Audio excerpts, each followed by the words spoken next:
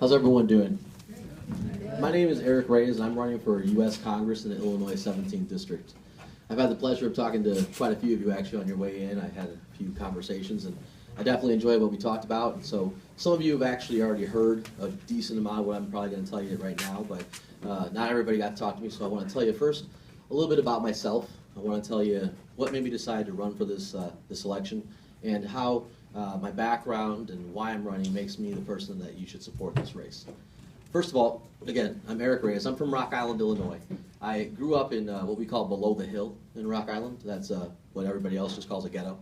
I grew up poor. My parents lost their jobs in the 80s, and they were without work for quite a bit of time. So I grew up on food stamps and welfare.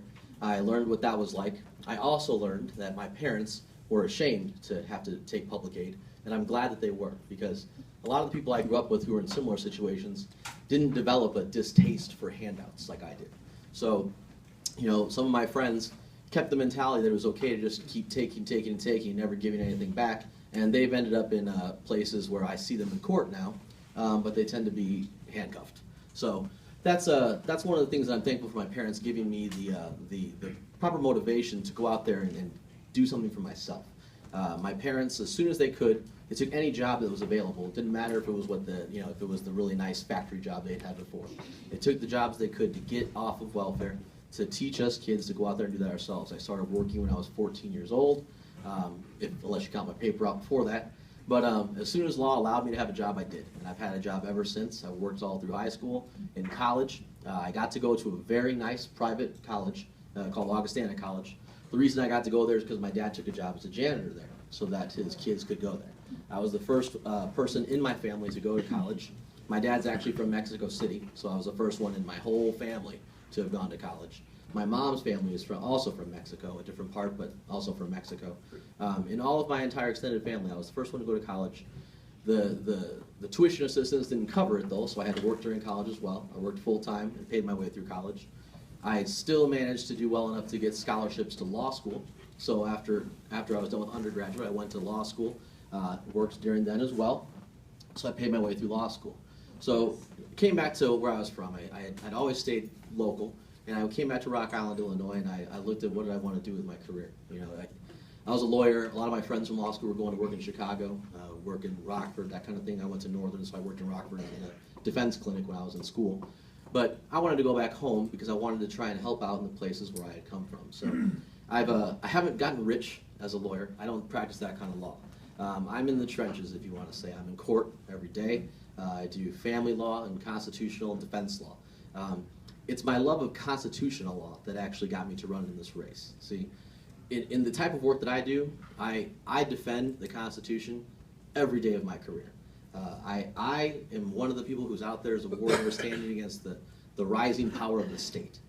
Normally it's the state government, but the reality is the state that we have to really worry about, the powerful state, is the federal government, because that power there has become so incredibly broad that you have things happening like, you know, if you may recall, the federal government was trying to take down the Tea Party and any conservative group they wanted to with the IRS. And now they're doing the same thing with the American Legion, which is a nonpartisan group that just happens to have a lot of conservatives in it. You know, the fact of the matter is I saw that you know, we had a president, unfortunately, who decided that he would rather be an emperor than a president, and he thinks that he can imprison American citizens, and he thinks that, you know, not give them a trial, not give them habeas corpus. He thinks that he can order assassinations of U.S. citizens on U.S. soil. And the problem is, in our Congress, we have a whole ton of Democrats that agree with him on those things, but we also have some Republicans who agree with him as well. And that is why I decided I needed to run for this office as a Republican. I wanted to represent the liberty wing of the Republican Party. The fact of the matter is that we need to send somebody to Congress who's actually going to stand up for the constitutional rights of every single one of you in this room. Because when you have people in Congress who aren't representing those things, who aren't putting that first, making sure that they uphold their oath of office, that the Constitution will come first, then you don't have anyone there to stop that from happening.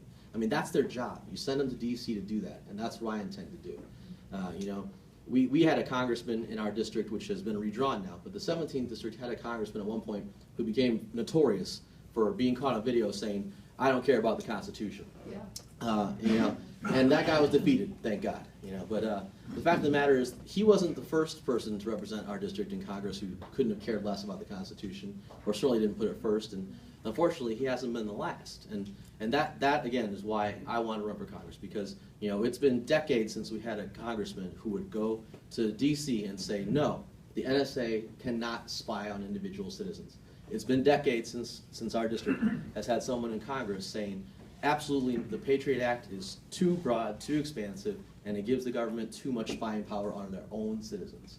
You know, it's been too long since we had anyone in Congress who would say that on the internet, you're entitled to privacy just as you are in your home or anywhere else. So that's why I would ask for you to support me.